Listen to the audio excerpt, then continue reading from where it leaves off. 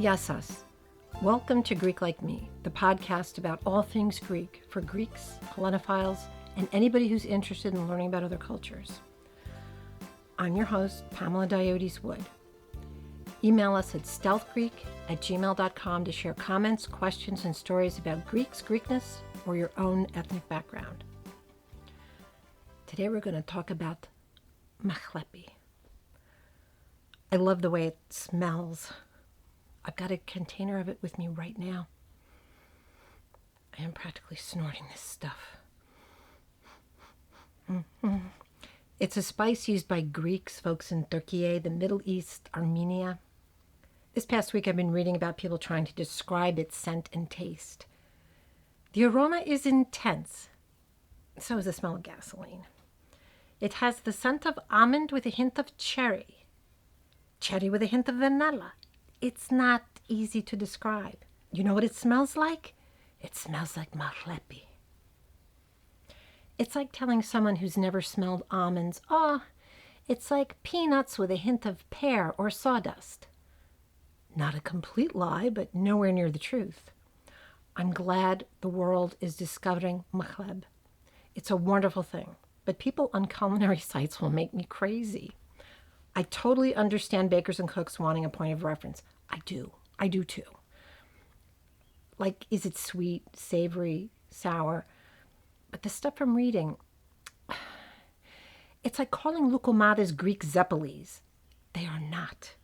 And pasticcio is not Greek lasagna. Stop it. Lo mein is not Chinese spaghetti. No. Sometimes you have to try something new, and then you will know what it is. You could accurately say it smells a little fruity, a little sharp, but mostly it smells like Mahlepi.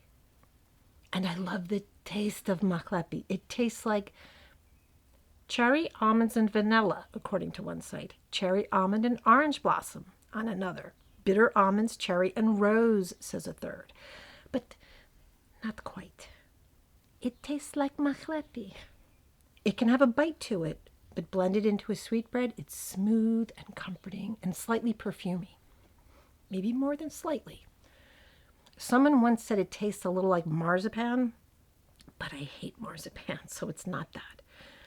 But almost that sensation on your tongue, maybe. Not the consistency, though. Does this make sense? Describe cinnamon to someone who's never had it. It doesn't taste like nutmeg or cloves with a hint of orange blossom. It has a bite, but does that describe it? It heightens flavor. So does Mahlepi. It's especially wonderful in sweets. Mahlepi too! But it can work in cooking, yeah. We wondered if we could really put together enough for an entire episode, but I don't care. If you want to know about Greek culture, you have to know about Mahlepi, at least its existence. You should experience it. If you want to bake like a Greek, you have to use Mahlepi at some point. As far as I'm concerned, I'm doing everybody a favor. You're welcome. To Greeks, it's Mahlepi. In the Middle East, Armenia, and Türkiye, they call it Mahlab. More recipes are starting to pop up in mainstream media, but I really suggest starting out with the old recipes first to really get the aroma, the taste. My ancestors and the others have been using this spice for centuries upon centuries. We know what we're doing, okay? Am I biased? You seriously had doubts? Mahlepi shines in sweetbreads, pastries, cookies, custards, and other dairy dishes. But you can also have Mahlab in breads and buns that aren't as sweet, with cheese. We've got links to recipes on the website from all over the region that uses Mahlepi or Mahlab. I could have posted dozens. But what the heck is Mahlepi? It's a seed that comes from the inside of a cherry pit, from a particular variety of black cherry tree, Prunus Mahlepi, sometimes called St. Lucie cherry. Don't ask me why St. Lucie. The closest I could get to an answer with all of the conflicting information I found is that somewhere in France is a convent called St. Lucie that planted these trees when they were all the ornamental rage in medieval times, and that maybe they have a history of making religious objects from the wood. That's all. The trees are native to the Middle East. Some sites say they're also native to Southern Europe and parts of Northern Europe, or maybe they were introduced there a long time ago. I think the latter is more accurate. The first writings about it were in Sumerian, the language of the folks that populated Mesopotamia, now known as Iraq, Syria, Turkey, Kuwait. Then Mahleb showed up in medieval Arabic writings, Latin and Greek encyclopedias. I wanted so badly to find an English translation of a medical botany book written in Latin by a dude named Ioannis in 1479. But I couldn't find it, at least not in time to post the episode. I am that nerd. Travelers and merchants from the Middle East brought the Mahleb tree into what is now Turkey and Greece. Later, the Romans carried those trees everywhere, mostly because they're very attractive.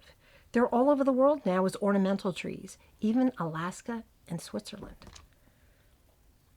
The fruit, the cherries themselves, are small, glossy, dark, and very bitter. Not an edible fruit. One site I visited said they're toxic, but that was the only one that said so. If you ate a big handful, maybe, but why? Why would you do that? Yuck. Somebody, most likely it was the Sumerians, got the idea of getting the pit out of that nasty little fruit, breaking open the hard as rock pit, and taking out the little soft kernel inside. The seed, if you put it in your mouth, is also not at all tasty. Although I've never had the soft kernel, just the dried one sold in the markets. The flowers of the Mahleb are said to be very fragrant, which is why it's also called perfumed cherry. The flowers are quite pretty, as I suppose the Swiss will tell us. And that doesn't surprise me. Maybe this is why the Sumerians were driven to dissect that fruit. There had to be something good coming out of that tree, and they found it. The Sumerians started drying those seeds and grinding them to powder to flavor baked goods. Diane Kochilas, famous Greek chef and cookbook writer, suggests boiling and straining them, which I've never done, so that was a new thought for me. I love the way these cookbook writers experiment. We'll post photos of the dried kernels because that's how you buy them and what the ground up powder looks like. Do not pop that powder on your tongue, even though it smells like heaven. I hadn't put a Mahlepi seed in my mouth since I was a kid. I did it for the podcast, even though I know better. I chewed up that thing. Yep, it's bitter. It tastes almost rancid, but it changes like magic when you bake with it. Use as directed because, like all cherry pits, these contain hydrogen cyanide. I've never heard of anybody poison themselves or somebody else with Mahlepi. It's an interesting thought. I guess it might upset your stomach if you got carried away. At that point, the taste would probably be ruined anyway. Definitely it would be ruined. A little goes a long way in flavoring. Also, before we go any further, important allergy alert. I read an abstract on the website for the National Institute of Health. I really am a nerd, where scientists prove there's a cross allergy between Mahleb and almonds. Apparently, almond trees and the Mahleb cherry trees are members of the same genus. People who are allergic to almonds might have cherry allergies. Doesn't always happen because there is a relationship between the two types of trees, but the Mahleb cherry looks to be more of a definite problem. Just in case you wanted to know this, the article is titled, "A cherry seed-derived spice Mahleb is recognized by anti-almond antibodies, including almond allergic patient IgE." And we have it linked in the sources because, of course, we do. So be careful if you have an almond allergy. If you're eating Greek, Turkish, Armenian, or Middle Eastern baked goods in particular, ask if they contain Mahleb. Let's talk about the important part. What kind of foods we put Mahlepi into. Greeks mostly use Mahlepi for sweetbreads. The Easter tsureki, the New Year vasilopita. I remember the aroma in my mother's warm kitchen when she was baking the holiday breads. I just wanted to breathe it in. I'm taken back there every time my daughter Sandra and I make the Easter bread. I'm not, in general, a food sniffer, but when it comes to tsureki, you want to inhale it before you eat it. You just do. Mahlepi can also be added to rice pudding. Greeks make excellent rice pudding, and I'm not even a huge fan of rice pudding in general, but I'll take risogalo any day of the week. And my husband's Cuban arroz con leche, also delicious. Mahlepi is a nice addition to cookies like courgiettes and goulakia, or galaktaburiko, also known as milk pie. God knows why. It's like a bready custard and phyllo.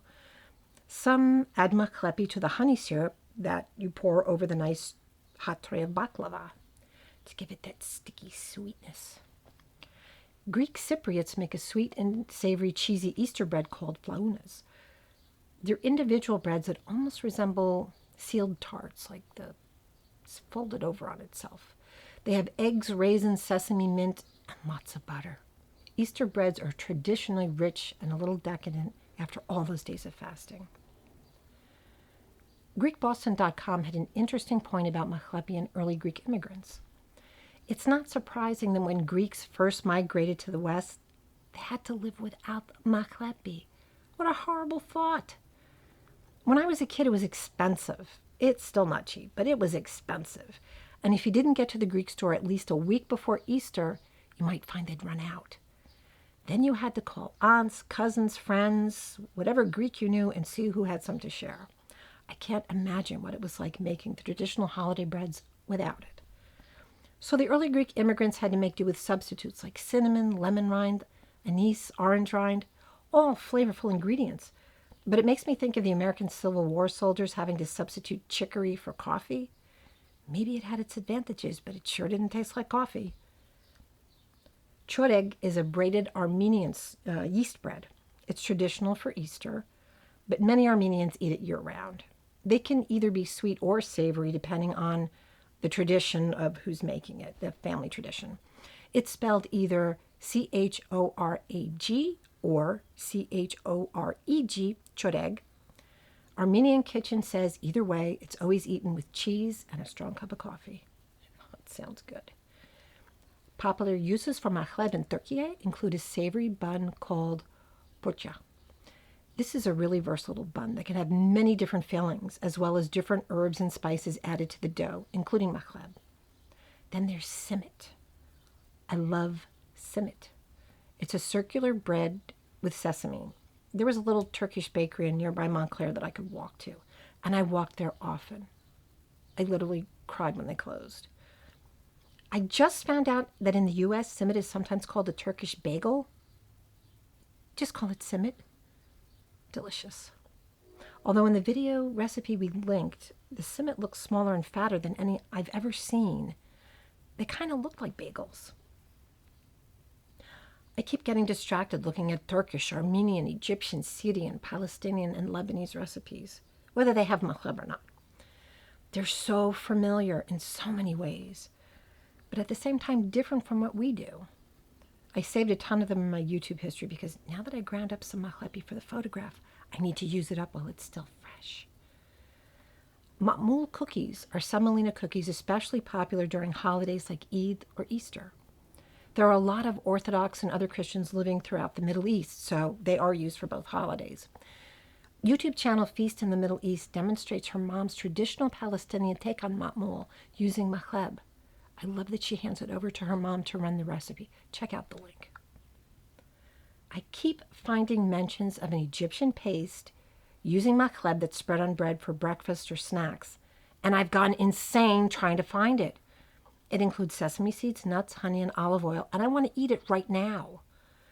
I finally found a post on Serious Eats where the writer says 2 parts sesame seeds, 2 parts honey, 1 part extra virgin olive oil, and just enough mahleb to make its presence known. If you've never used mahleb, be careful. And how delicious it would be rolled up in a pastry. If anybody listening has a different recipe or can tell me what it's called, please email or leave a message on the website. Really, like 6 different sources mentioned it, but not one even said what it's called. That's just wrong. Is there a curse on anybody who dares say the name of this food? Really?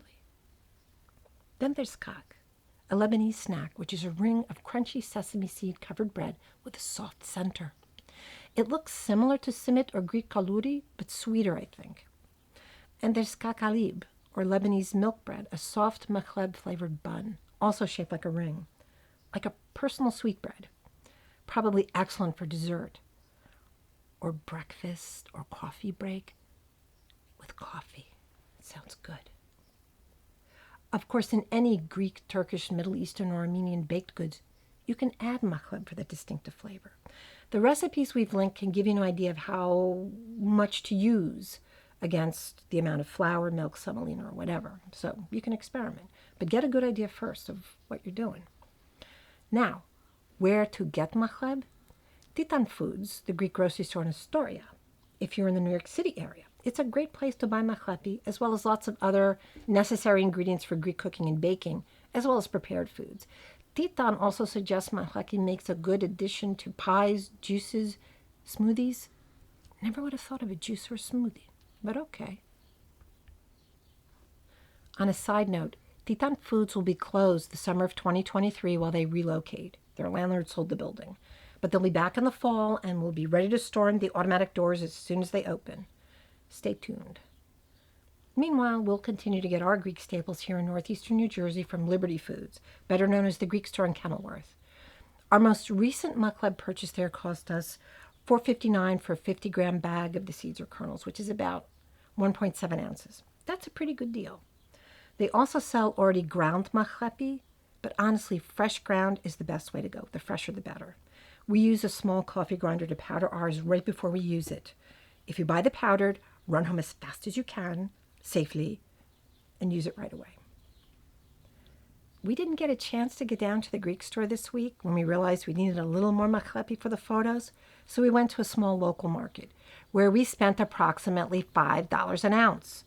So unless you have emergency mahlepi needs, and we all do from time to time, let's be honest, get to one of the bigger Greek or Middle Eastern grocers or you will pay. Any of the Turkish and Middle Eastern grocers will carry it as well as the Greeks. For our area, there are Turkish markets in Clifton, Newark, Patterson, Elmwood Park, New Jersey. In New York, Queens, and Brooklyn. Middle Eastern markets in Newark, Patterson, Belleville. In New York, Manhattan, Brooklyn, Yonkers, as well as many other places. You just Google it.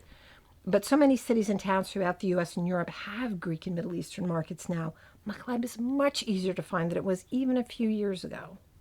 I think even Amazon is selling mahleb now. But they're sort of the evil empire.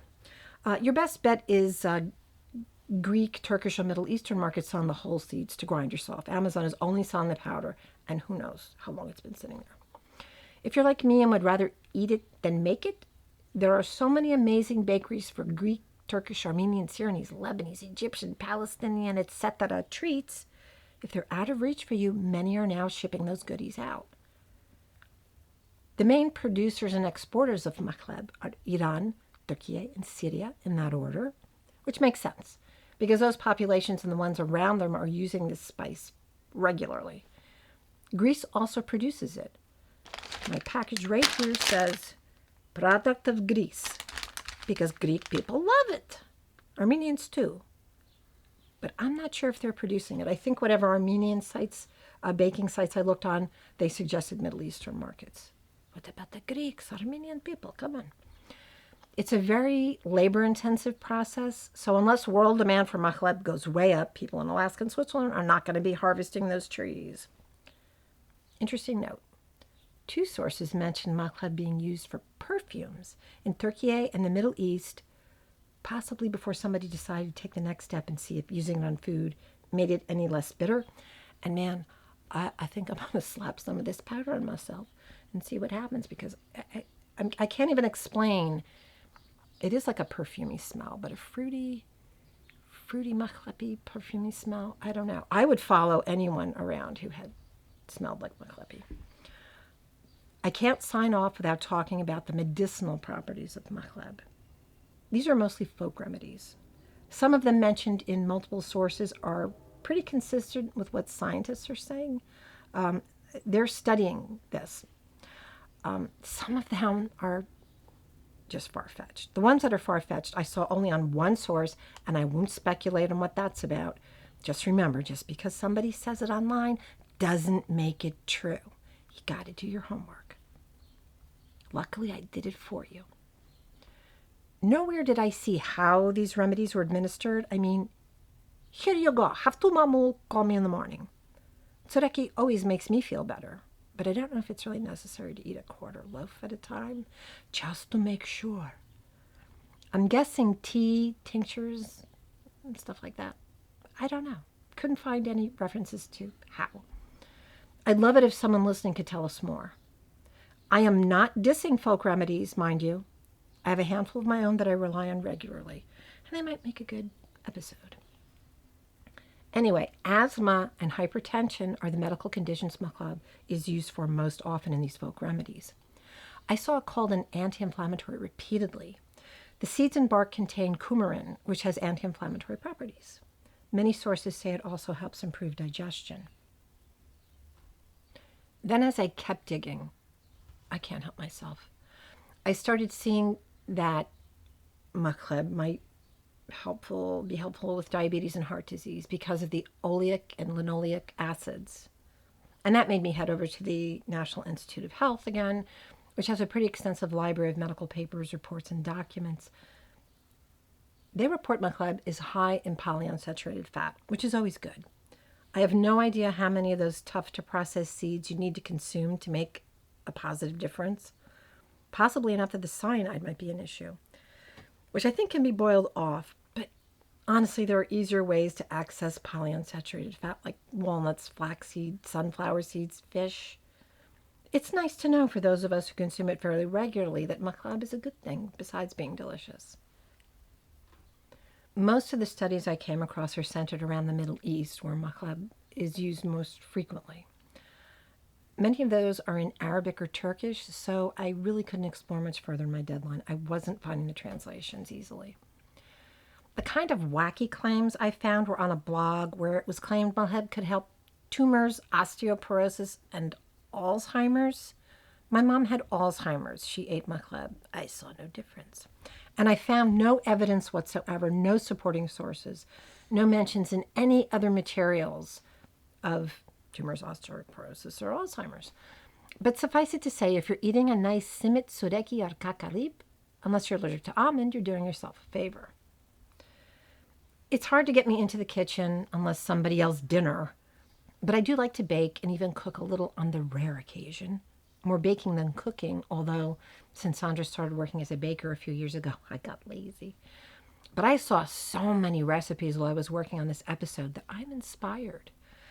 We'd love to hear from anyone who's baking or cooking with Mahlab, whether it's your ethnic birthright or a new passion. Panayomu, now I'm hungry. Thanks for listening. Greek Like Me is a Stealth Creek production. This episode was researched, written, and narrated by me, your host, Pamela Diodes Wood. Our producer, photographer, and post-production editor is Douglas John. Eduardo Gil, as usual, puts his 2 cents in with his research because he can't help himself either. Visit our website at stealthcreek.com for resources, photos, links, and more. Please rate, like, and subscribe. It helps us to get noticed so we can keep making content about Greeks and Greek culture. Find Greek Like Me on Facebook or on Instagram at Greek_like_me. See you next time. Yes, us.